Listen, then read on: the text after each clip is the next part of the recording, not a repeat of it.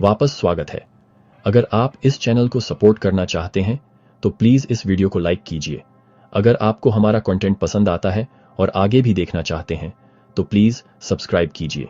इससे उन लोगों तक भी ये मैसेज पहुंचता है जो बुक ऑफ मॉर्मन की टीचिंग से वाकिफ नहीं है और ये कैसे हमें हमारे सेवियर जीसस क्राइस्ट के करीब लाता है।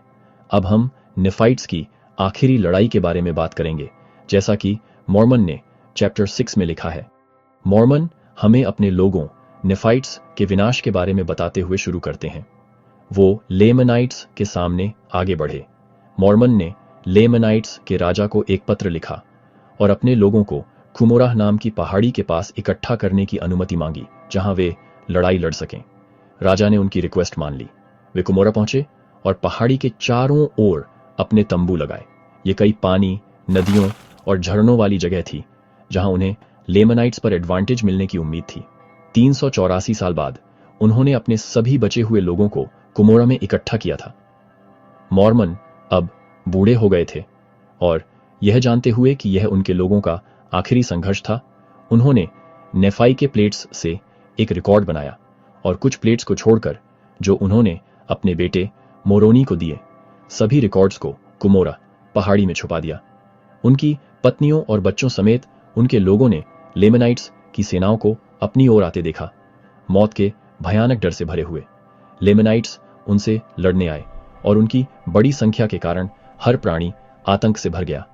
वे नेफाइट्स पर तलवार, धनुष, बाण, कुल्हाड़ी और युद्ध के सभी प्रकार के हथियारों से टूट पड़े।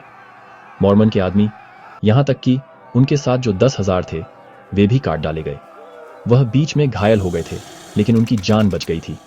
जब लेमनाइट्स वहां से गुजरे और उनके बेटे मोरोनी सहित 24 लोगों को छोड़कर उनके सभी लोगों को काट डाला तो वे मृतकों में बच गए।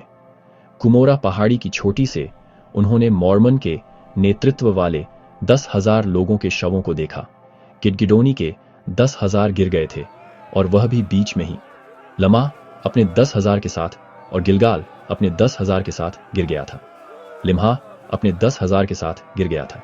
जेनियम अपने 10,000 के साथ, कुमेनिहा, मोरोनिहा, एंटियोनम, शिब्लोम, शेम और जॉश अपने अपने 10,000 के साथ गिर गए थे। 10 और थे जो तलवार से गिर गए थे, प्रत्येक अपने 10,000 के साथ। मॉर्मन के सभी लोग गिर गए थे, सिवाय उनके साथ उन 24 लोगों के, कुछ जो दक्षिण भाग गए थे और कुछ जो लेमनाइट्स में शामिल हो गए थे। उनका मांस, हड्डियां और खून धरती पर पड़ा था। जिन्होंने उन्हें मारा था, उन्होंने उन्हें सड़ने और धरती पर लौटने के लिए छोड़ दिया था।